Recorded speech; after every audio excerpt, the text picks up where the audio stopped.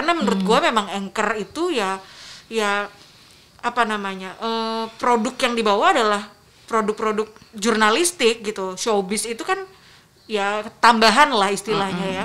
Produk jurnalistik ini ya isinya politik, ekonomi, ya metropolitan. You're on listen to Kimi FM. It's all about Single Fighter Season 2 bersama narasumber yang sukses di bidangnya. Hi, welcome back with me Kimi and welcome to my podcast Listen to Kimi FM Season 2. Segmen We Will Talk About Single Fighter yang sukses di bidangnya menghadirkan salah satu news anchor single woman, Prasetya Puspa atau Pupu. Hai Pupu. Hai, oh my god, suaranya gue kayak lagi dengerin radio nih. Suara Kimi nih. Oh iya, jangan gitu dong, kan kamu yang pengalaman siaran. Pernah gagal. Apa kabar Bu? Baik, Kimi gimana kabarnya? Baik banget, walaupun lagi hujan-hujanan kita rekaman. Betul. Thank you sudah hadir di sini by the way. It's my pleasure.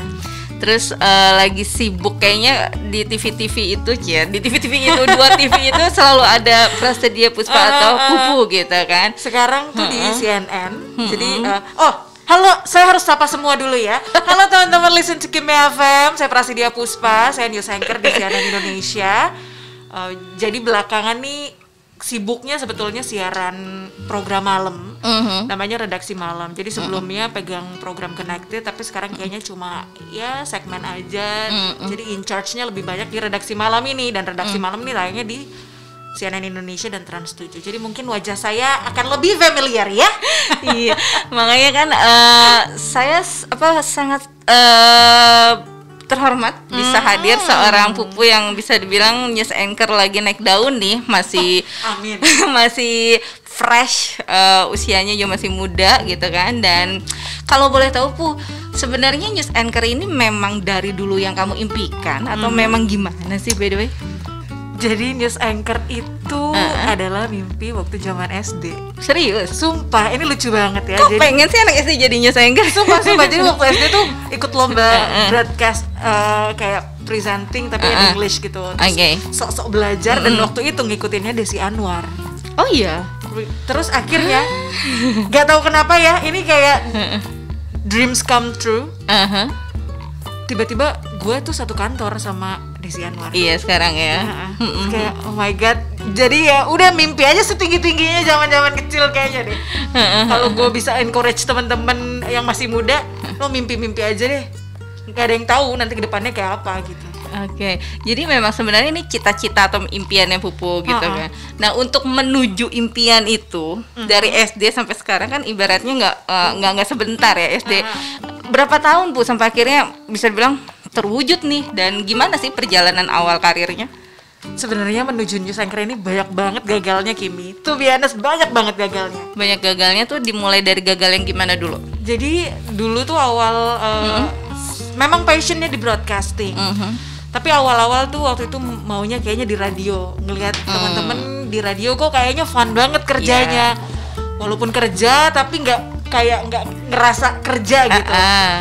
Pengen akhirnya di radio, akhirnya coba daftar, waktu itu ikut magang, akhirnya apply. Cuma memang kayaknya ketika waktu itu siaran, awal-awal coba siaran, kayak ada yang gue merasa kayak ini kayaknya bukan deh, gue nggak di sini deh tempatnya. Oh waktu jadi penyiar radio? Waktu jadi penyiar radio, pada akhirnya ngerasa kayaknya bukan gue deh nih. Gue nggak bisa se-fun ini ternyata. Untuk jadi fun itu susah. Ternyata teman-teman announcer radio itu nggak gampang untuk ngebawain ngepresent acara mereka. Dan gue salut sama mereka yang melakukan itu. Pada akhirnya gue muter otak, apa ya kekuatan gue? Di mana ya? Bukannya gue nggak mau belajar lagi, memperdalam apa yang gue nggak bisa gitu. Cuma kalau gue terlalu lama ngerasa tidak nyaman dengan itu, kenapa gue harus di situ? Gue cari kekuatan gue yang lain, ternyata gue memang cocoknya di tempat yang serius mungkin ya. Dan ya itu adalah televisi berita. Pada akhirnya masuklah ke televisi berita. Tapi waktu itu juga datang ke TV berita itu mulainya semua dari nol, karena to be honest gak punya basicnya. Semua dari nol, belajar lagi dari nol, nulis naskah jurnalistik itu juga dari nol. Sampai akhirnya ya nggak tahu, I consider myself as a lucky person. Soalnya waktu itu waktu mau awal-awal siaran ya, ini lucu sih. Jadi waktu itu ada anchor yang nggak masuk untuk program simulasi. Program simulasi ini nggak akan tayang, cuma buat pilot project aja, buat di CNN nih. Di CNN. Itu waktu awal CNN buka. And then diminta dong gue sama bos gue, Puspa, kamu pernah siaran radio kan? Kamu gantiin dia dulu deh. Nggak masuk soalnya, cuma buat pilot project aja kok. Itu dalam hati gue nggak ada yang namanya enggak atau aduh gimana ya, gue langsung ngomong iya. Oke, mas. Dan itu kayak ya udah, belajarnya saat itu juga ya mau salah ya orang tahu memang gue tidak punya basic apapun gitu. Dan ketika udah masuk di studio, gue baca prompter dan melakukan segala hal itu, nggak lama, kayaknya kurang lebih seminggu lah. Seminggu setelah itu nama gue masuk di daftar anchor trainee. Oh iya. Yes. Padahal kamu belum pernah ada pengalaman baca sebutannya apa, fronter ya? Gitu-gitu belum pernah ya. Jadi kayak ini bener-bener emang ya kalau ada kesempatan kenapa nggak lo ambil, belajarnya ya pas berjalan aja gitu. Learning by doing kalau gitu. Tapi memang kamu basically kuliahnya di bidang broadcast sebelumnya atau gimana? Kuliahnya di komunikasi, konsentrasinya broadcast emang dari awal, karena dari dulu kan memang pengennya kerja di TV. Kerja di dunia broadcasting, jadi emang fokusnya ke sini gitu. Nah, ketika pertama kali dapat announcement kamu adalah salah satu news anchor yang akan di training, ya kalau nanya perasaan pasti seneng gitu kan. Tapi yang kamu lakukan pertama kali apa gitu? Buat banyak kesalahan. Balik lagi itu. Oh ya? Enggak, maksudnya bukan intention untuk bikin kesalahan, enggak, tapi entah kenapa memang yang gue lakukan di awal-awal, gue merasa gue banyak banget nih salahnya. Entah slip tong, entah informasi yang gue kasih tuh kadang-kadang mungkin nggak bener gitu, sampai produser harus teriak di kuping gue, yang bener ini ya, segala macam. Iya, pernah ada di posisi kayak gitu. Tapi dengan gue melakukan itu, pada akhirnya gue belajar. Karena gue tahu ternyata gue nyaman di sini loh. Gue merasa tempat ini adalah tempat bermain gue nggak merasa pressure gitu. Kan kalau waktu di radio gue pressure banget nih, pengen fun gimana caranya. Tapi ketika gue di TV melakukan kesalahan, gue bukan nggak ada pressure, tapi kayak nggak beban banget gitu. Happy ngelakuin ini. Jadi akhirnya ya udah belajar dan gue percaya memang semakin lo sering siaran, semakin lo sering live report di lapangan, ya itu yang akan membentuk lo. Jadi sampai sekarang pun gue masih akan terus belajar, karena ya sempurna itu datangnya tuh dari jam terbang, gue percaya itu. Berarti Pupu kan itu kalau tadi bilang belum ada pengalaman, CNN ini adalah bisa dibilang tempat pertamanya Pupu. Hebat banget. CNN loh listeners. I mean ini brand luar yang masuk Indonesia, dan kayaknya tuh berat ya bawa nama CNN gitu kan. Nah, yang Pupu yang Pupu pernah tadi kan bilang kan kesalahan gitu ya. Kesalahan terbesar apa yang pernah Pupu lakukan hingga akhirnya itu menjadikan Pupu sekarang seorang news anchor yang bisa bilang berkualitas? Kualitas kayaknya sih masih jauh, tapi insya Allah ya. Amin. Kesalahan terbesar ini masih inget waktu di awal-awal siaran. Jadi dulu karena di radio kan, konten-kontennya hiburan, kontennya showbiz. Jadi ketika masuk di televisi, ketika live report, ketika turun ke lapangan dan sambil siaran, keputusan pimpinan narik aku untuk lapangan itu aku ditaruh di desk showbiz, karena pernah ada basic aku ngebawain konten showbiz lah di radio. Jadi mungkin nggak akan jumping banget gitu. Pada akhirnya aku awal-awal tuh bawain program showbiz news, kemudian live reportnya juga di konser, kemudian festival musik, festival film dan segala macamnya. Itu tuh kayaknya masih smooth nih. Pergeseran dari radio ke TV ini masih smooth. Nah, satu ketika karena nggak terlalu mantengin current issue, nggak terlalu paham soal terorisme, dapatlah gue breaking news terorisme. Waktu itu. Dan gue ngeblank. Se-ngeblank itu gue nggak punya amunisi apapun. sementara gua nggak pernah liputan current issue, gua nggak tahu nama-nama orang ini siapa. Itu gue langsung dipanggil sama bos gue. Jadi kayak oke. Kayaknya gue harus coba pindah ke current issue deh, karena menurut gue memang anchor itu ya apa namanya, produk yang dibawa adalah produk-produk jurnalistik gitu. Showbiz itu kan ya tambahan lah istilahnya ya. Produk jurnalistik ini ya isinya politik, ekonomi, ya metropolitan, kayak gitu-gitu. Jadi kayak gue harus ngisi otak gue dengan ini gitu. Oke. Berarti sekarang sudah terdoktrin, let's say kayak berita COVID berapa pasien yang ini sudah terupdate kayak gitu-gitu ya Bu ya. Itu kayak udah switch mode, kalau kerja tuh langsung mode-nya mode jurnalis. Oke. Puter langsung update berita-berita yang memang sekarang lagi harus kita konsumsi dan harus disampaikan ke pemirsa gitu. Oke. Umur berapa kamu mulai menjadi news anchor di CNN? Jangan bahas umur. Waktu pertama kali masuk? Itu udah it was 6 years ago. 6 years ago and Udah ya nonton itu berapa ya? 6 years ago itu berapa tahun? Itu aku 24. Oh, masih muda lah. Itu 24. Berarti 24 terus 3 tahun di lapangan, 3 tahun sambil siaran juga. Pernah liputan macem-macem. Sampai akhirnya ya udah sekarang jadi produser, jadi siaran juga di CNN Indonesia. wah, dari mulai 24 tahun kan kalau bisa bilang sebagai perempuan gitu ya. Ini kan support system nih untuk our listeners yang single fighter yang belum menikah khususnya. Kan sudah ibaratnya perempuan itu apalagi zaman sekarang nih lagi ngetren banget nikah muda. Ya umur-umur kayak Pupu waktu mau mulai karir nih 24, 25 gitu kan. Pupu sendiri pernah gak sih kepikiran gitu, let's say kayak seru juga ya kayak gue nikah muda gitu? Kepikiran mungkin pernah sih. Tuh sejujurnya gue pernah, tapi dan gue ngerasa juga kayaknya teman-teman gue juga merasakan itu gitu. Maksudnya tidak menutup kemungkinan ada keinginan itu ya. Cuma kayaknya itu balik lagi ke individu sih. Apakah lo sudah siap? Karena menurut gue ketika teman-teman gue semua udah nikah, terus setahun 2 tahun gue melihat mereka menikah, itu tuh bukan jadi apa ya, the end of your problem, it's a beginning. Jadi itu adalah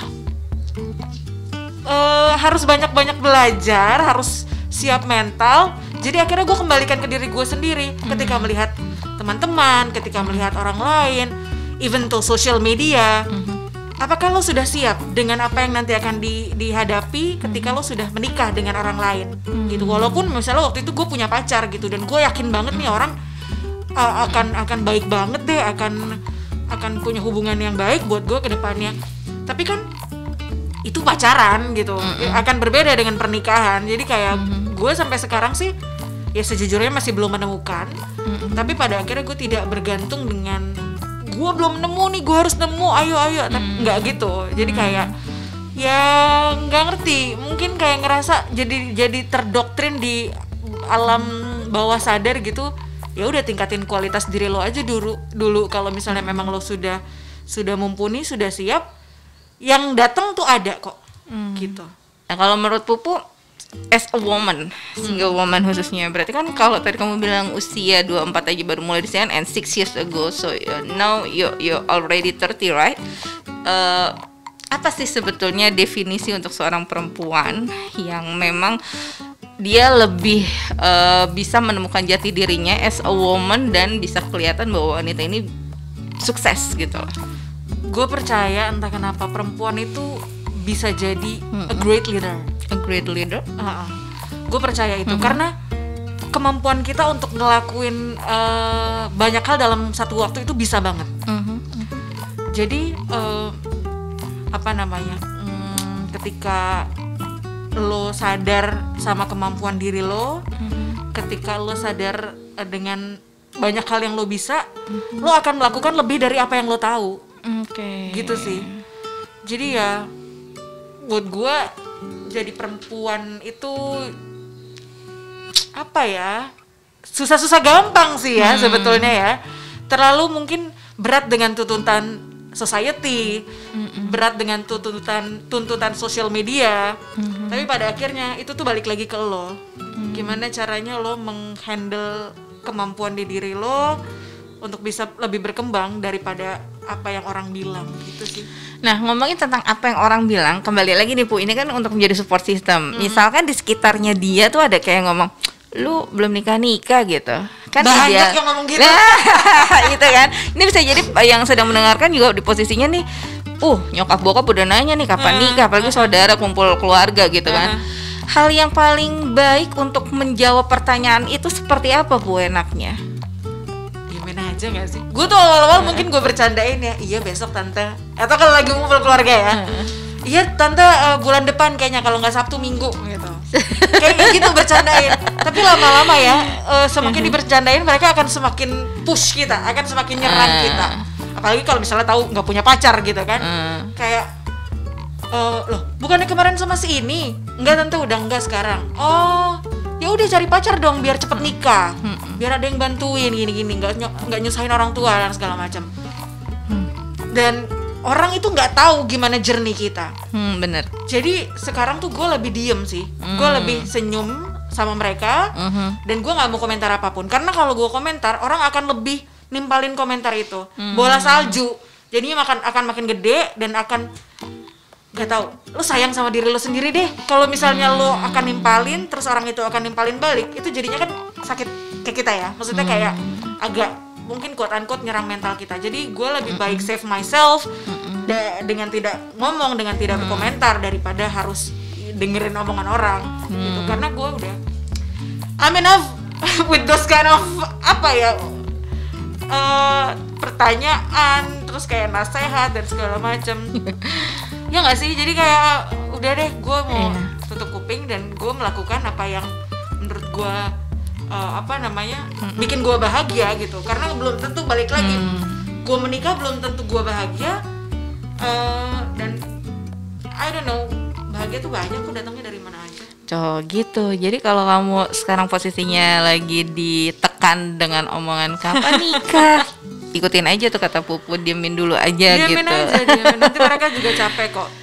Yang penting ini, yang penting tunjukin kalau lo kalau kapabilitas diri lo, kalau kualitas diri lo tuh jauh di atas cewek-cewek yang mungkin sudah menikah gitu. Maksudnya kayak mereka menikah, mungkin ada yang akhirnya tidak melanjutkan pekerjaannya atau tidak melanjutkan sekolahnya, studinya. Ada yang dikorbankan. Ada yang dikorbankan akhirnya. Mungkin memang dalam satu sisi kalau dilihat dari mungkin pendekatannya mereka sendiri, ini cara gue berbakti terhadap suami gue. Pendekatan orang beda-beda dan gue respect dengan hal itu. Tapi kan kita punya kemauan diri sendiri, itu juga beda-beda. Jadi ya ikutin aja kata hati. Kalau memang itu menurut lo baik ya silakan ikutin. Dan kalau gue ya ini yang menurut gue baik gitu. Yang ini bikin gue bahagia gitu.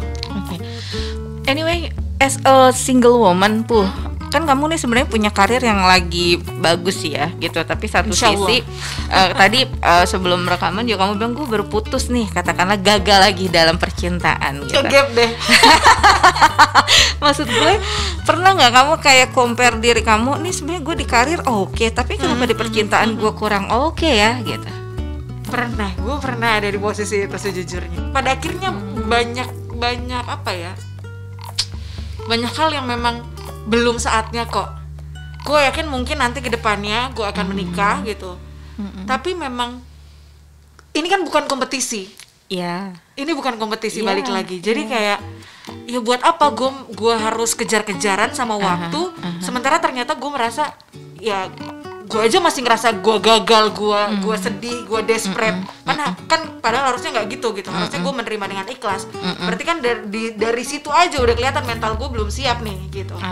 Jadi pada akhirnya yuk, ini bukan kompetisi, kita latih dulu sabarnya, kita latih dulu mental dia udah siap atau belum.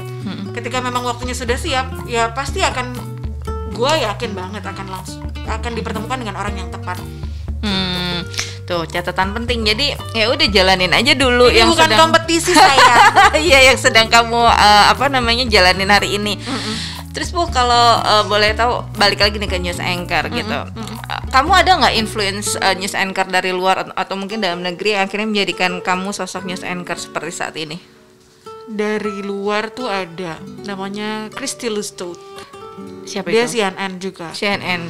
Dan nggak tahu cara pembawaannya yang gue suka ya. Orangnya santai gitu, cara ngomongnya santai tapi straight to the point.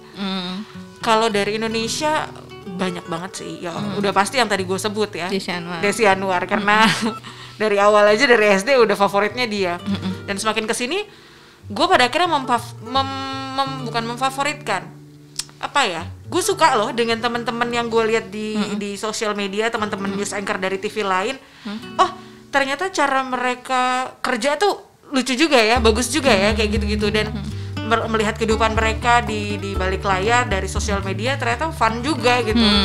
Jadi ya yang ngerasa bukan jadi apa ya, bukan jadi tadi kompetitor, pada akhirnya jadi belajar satu sama lain dengan anchor-anchor lain gitu. Gitu sih. News anchor itu kan identik dengan serius gitu ya, dalam arti aku serius banget loh. Baru gue mau nanya, aslinya lo gitu tapi enggak juga. Serius loh aku. Tuh, mungkin lo lagi nyaring diseriusin kali. Balik ke situ lagi.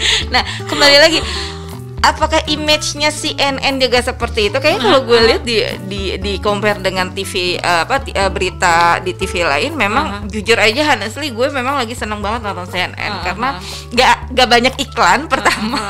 Ya walaupun ada beberapa yang masuk gitu insertion dari brand, tapi gue suka gitu. Nah maksud gue kembali lagi, image-nya CNN itu apakah seserius itu? Apalagi kan bawa nama dari luar ke Indonesia gitu. Pengen tahu sih. Itu tanggung jawab yang berat sih sejujurnya. Kayak Pupu, orang kan udah kenal, pupunya CNN ya. Nah, itu gimana?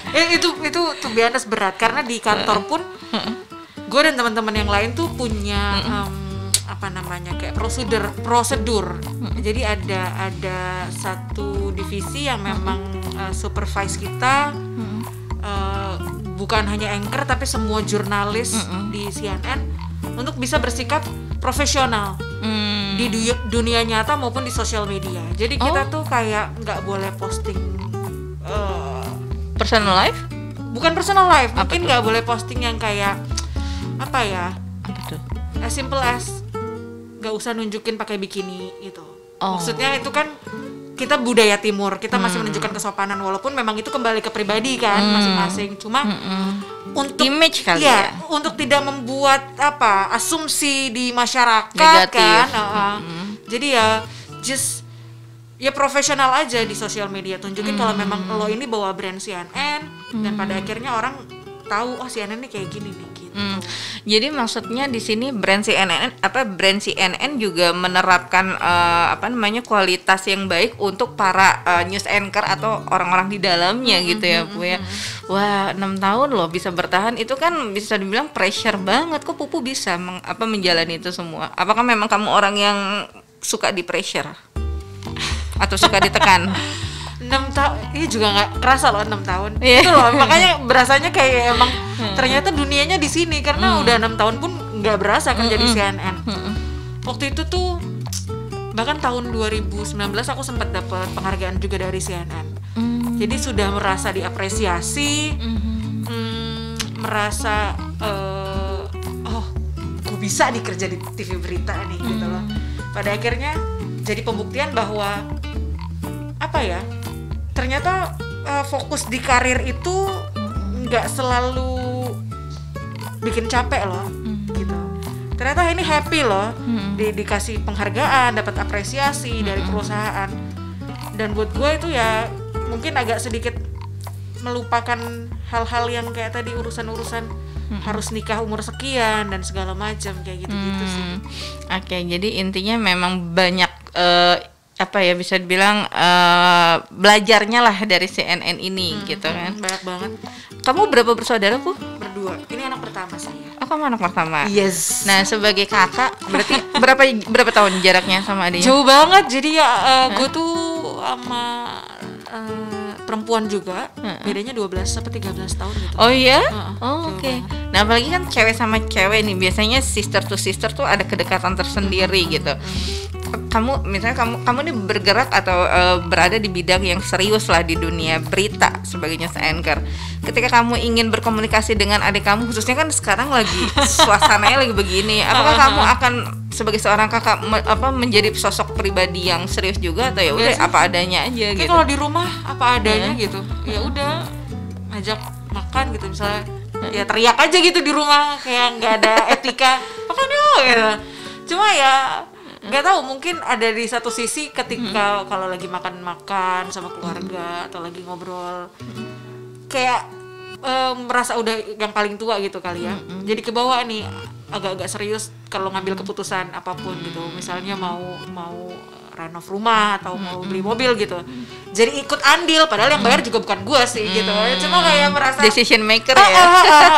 Kayak gua harus ikut andil dalam keputusan ini kayak gitu sih. Nah itu mungkin yang jadi cocok kamu growing agak up, dominasi kan di perempuan ya, mohon maaf.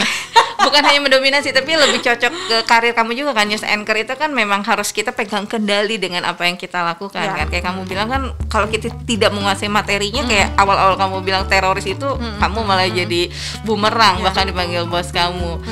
Jadi penasaran, kalau kamu tadi bilang kamu perempuan yang mendominasi, apakah pria yang enggak adaptif sebetulnya. Nggak, maksudnya balik sekarang yang ingin jadi pertanyaannya adalah, apakah pria yang Pupu impikan atau kriteria tipe pria Pupu adalah harus yang lebih mendominasi dari Pupu? Karena kan I think you are leader juga gitu loh, lebih memimpin gitu. Nggak tahu ya.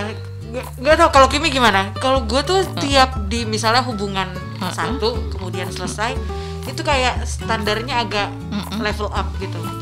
Maksudnya level up tuh gimana? Agak jadi naik gitu.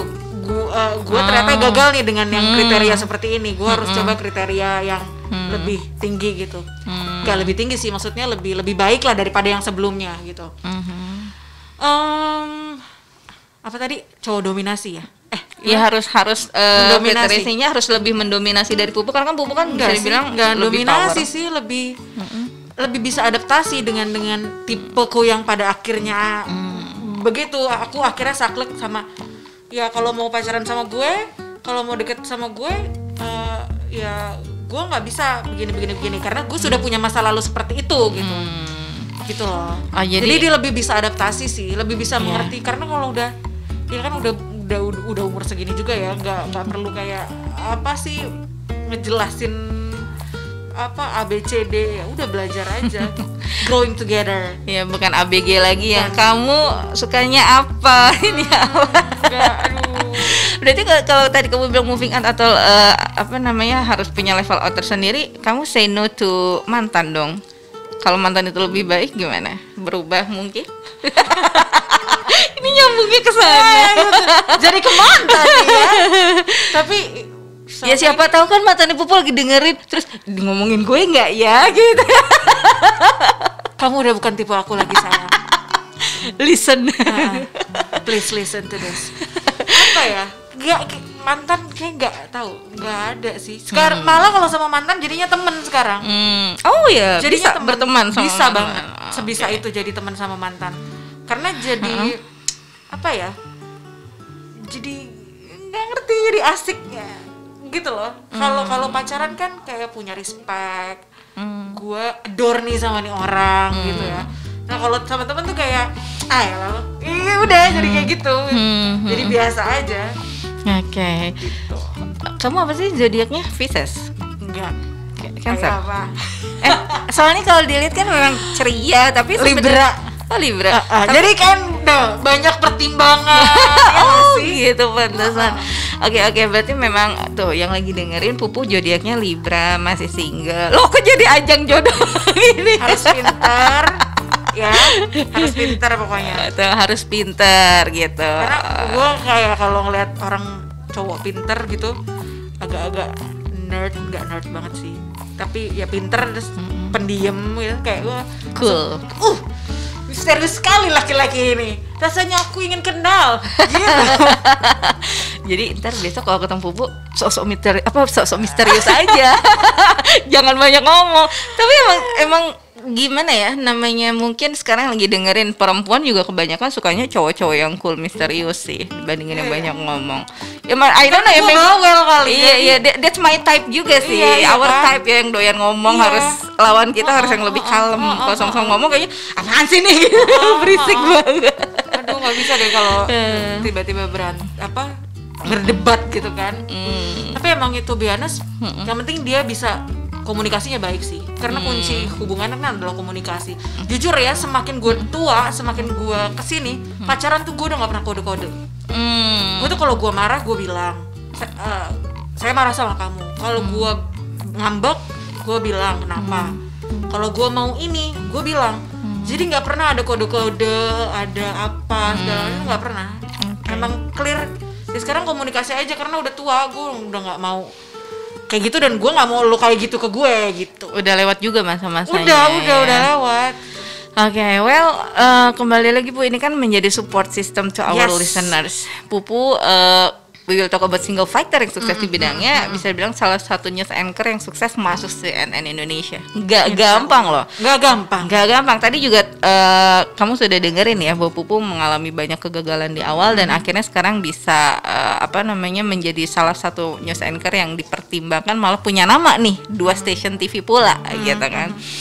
Apa yang ingin Pupu sampaikan buat teman-teman khususnya listeners yang sekarang masih single tapi pengen sukses di bidangnya, apapun itu bidang kamu, tapi tetap maksudnya bisa berjalan dengan baik? Karena kan kembali lagi, kalau kita belum nikah, pertanyaan-pertanyaan itu sangat mengganggu kehidupan, apalagi privasi kita kan.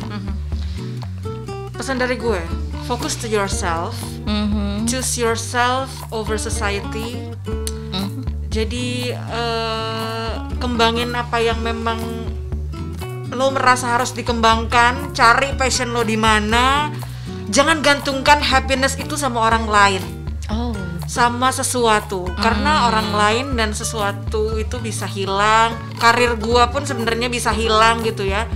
Yang penting gua happy gitu. Kalau gua happy menjalani itu, insya Allah nggak bakal hilang deh gitu kan. Jadi jangan menggantungkan apapun, gantungkan kebahagiaan pada diri lo. Menurut gue sih itu. Karena ketika nanti lo susah, ketika nanti lo jatuh, lo cuma punya lo, gitu. Jadi ya overcome-nya harus datang dari diri sendiri. Terima kasih buat kamu yang sudah nyimak Listen to Kimi FM Session 2 bersama Prasedia Puspa atau Pupu. Jangan lupa simak episode terbaru setiap minggu di pemutar podcast kesayangan kamu. So stay tuned, listen to Kimi FM. Bye.